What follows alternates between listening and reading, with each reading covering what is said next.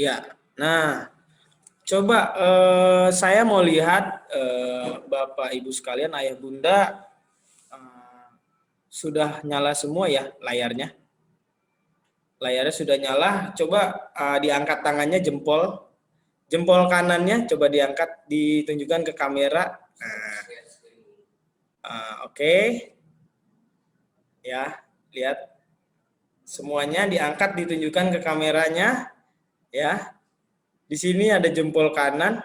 Ya, apa yang bisa diceritakan oleh jari kita atau jempol kita, ya di situ ada tulisannya ya. Ada yang namanya team rules, ada namanya brain works, ada yang namanya multiple intelligence, ada yang namanya learning style atau gaya belajar. Oke, ayah bunda sekalian, terima kasih. Boleh diturunkan kembali jarinya. Ya, jadi ada emotional intelligence, ada yang namanya vocational interest, kemudian masih banyak ya. Jadi di sini ada motivasi, achievement, personality. Jadi apa yang bisa diceritakan dari jari kita yang unik ini, ayah bunda sekalian? Jadi makanya kita harus mengenal, terus kemudian kita harus mengetahui nih jari kita ini. Ya. Oke, ayah bunda sekalian, boleh masing-masing ada yang pegang handphonenya. Handphonenya boleh dilihat, dibuka yang namanya flash atau blitz dari ini ya, sinar dari ininya, center dari handphonenya, nyalakan, coba dinyalakan. Di sini ada beberapa pola sidik jari. Tadi yang jempol, masing-masing ayah bunda coba coba dilihat menggunakan flash dari handphonenya. Lihat bentuk jempol kanan itu lebih ke yang mana. Ya, jempol kanannya lihat tuh, yang di pertama ada loop ya. Ada yang namanya whirl, arch. Di sini ada double loop, ada peacock dan radial loop. Nah, di sini kan ada nih ya. Nah, ayah bunda sekalian sudah bisa melihat. Nah, saya akan menerangkan singkat saja, ini sedikit saja. Loop yang ini, yang pertama loop, misalnya ayah bunda sekalian jempolnya loop ya. Tadi pokoknya jempol kanan dilihat. Yang loop, misalnya loop bentuknya simpul begitu ya. Ada kayak simpul, ada kayak ombak sedikit gitu. Ombaknya ke atas gitu, simpul. Itu loop ya.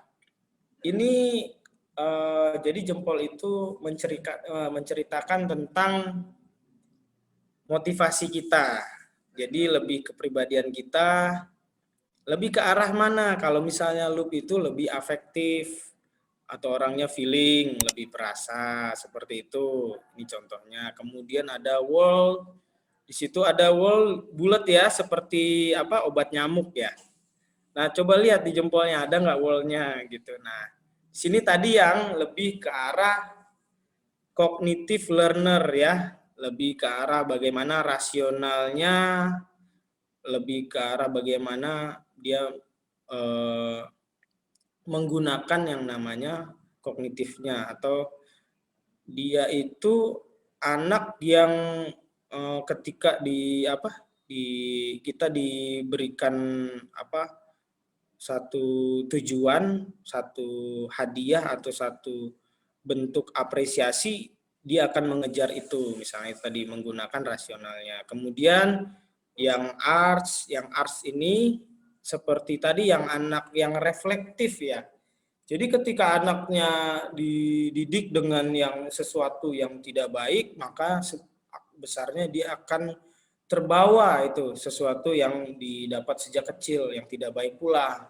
Nah, ini arts. Jadi lebih seperti itu, dia lebih refleks biasanya, yang bentuknya seperti gunung gitu ya, seperti bukit. Kemudian ada double loop. Ya, double loop itu orang yang lebih menganalisa seperti itu, mempertimbangkan. Nah, itu ada seperti itulah contohnya, lebih orang yang terkadang multitasking Kemudian ada peacock. Nah, ini yang unik, 2 unit terakhir ini mungkin akan dijelaskan nanti sama Kak Ian. Karena selanjutnya setelah ini saya akan serahkan ke Kak Ian karena 2 sidik jari ini sangat unik sekali ya. Oke, Kak Ian siap? Siap Kak Ian. Oke, kita lanjut ke Kak Ian. Terima kasih. Nah, ini mah Zoom iya, Zoom.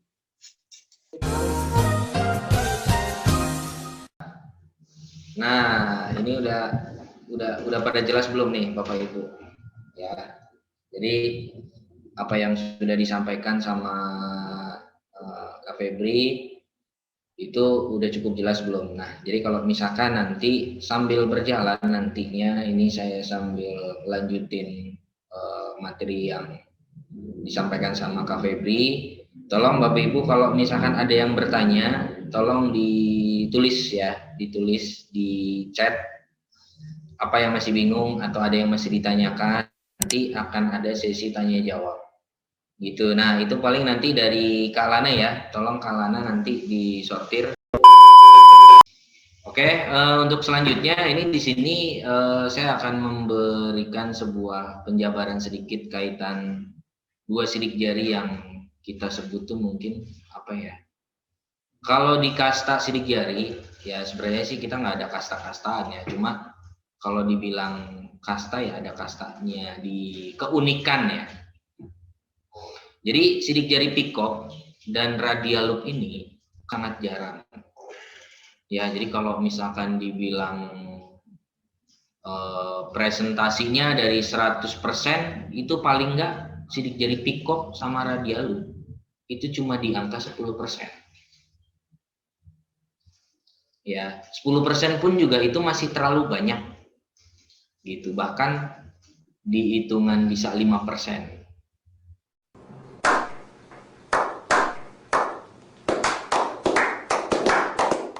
Gitu. Jadi kalau yang punya sidik jari radial loop atau peacock itu sudah pasti orang itu sangat unik karakternya.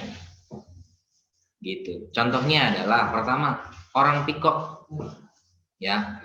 Rata-rata orang peacock itu kalau ngomong mungkin gayanya selengean. Tapi dia nggak pernah bohong ketika dia berbicara. Damn! Gitu. Terkesannya memang orang-orang peacock ini merendahkan orang lain, tapi dia bukan berniat untuk merendahkan orang lain.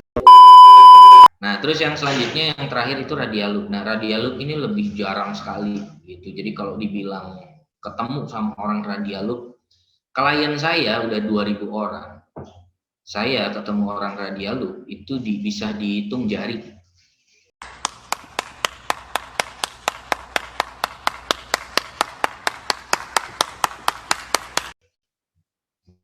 Saking langkanya gitu. Jadi nggak akan ada nemu radial loop itu di mana-mana tuh akan sangat jarang. Memang ini golongannya loop juga, cuma perbedaannya adalah kebalik. Kayak gitu. Ya, nah jadi seperti itu. Jadi artinya, nah gaya orang radial loop itu biasanya orangnya itu nyentrik, pengen beda sendiri, anti mainstream. Gitu. Jadi nanti kalau misalkan ada ayah bunda yang ketemu orang-orang yang nyentrik, yang pengen beda sendiri, nah itu dia orang radial loop tuh. Berarti emang gayanya tuh emang sangat-sangat berbeda. Damn! Gitu. Jadi kalau misalkan disuruh kok beda sih gitu, ya emang dia gayanya pengen beda. Kalau disuruh sama malah justru dia nggak mau. Gitu. Dan orangnya memang lebih sangat kritis. Lebih kritis daripada orang double loop dan orang goal atau wall. Ya, jadi orang radial loop ini orang-orang yang sangat kritis. Gitu. Gayanya memang aneh, tapi dia orang yang sangat kritis. Artinya dari semua sidik jari ini sekali lagi ini kita tidak melihat baik buruknya. Kita melihat evaluasi dalam diri kita. Oh ternyata saya begini, oh ternyata anak saya begini, oh ternyata pasangan saya begini, oh ternyata tetangga saya begini, oh ternyata keluarga saya begini. Jadi dari sini aja kita udah ketahuan. Kayak gitu, ya. Nah, biasanya kalau saya di dalam ketika seminar offline yang tatap muka sifatnya, itu saya pasti ngecek ke setiap peserta yang hadir hari itu, Bapak Ibu tolong cek jempolnya. Tadi kan baru ngecek ya. Kita tahu jempol Bapak Ibu seperti apa. Entah itu gol, itu loop. Poinnya adalah kita nggak melihat baik buruknya, tapi yang kita pahami adalah bagaimana caranya mengevaluasi diri kita. Maksudnya apa?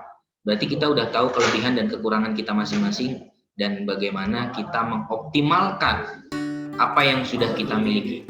Tadi sudah disampaikan antara bakat dan terlatih. Gitu kan. Jadi terlatih itu berarti sesuatu hal yang ingin kita laksanakan tapi kita nggak punya bakat. Bakat itu berarti memang yang udah dikasih dari sononya. Yang udah dikasih dari Tuhan, memang begitu. Itu namanya bakat. Jadi artinya Bapak Ibu yang ada di sini, perbedaan bakat dan terlatih itu seperti itu. Ya, jadi kurang lebihnya seperti itu ya.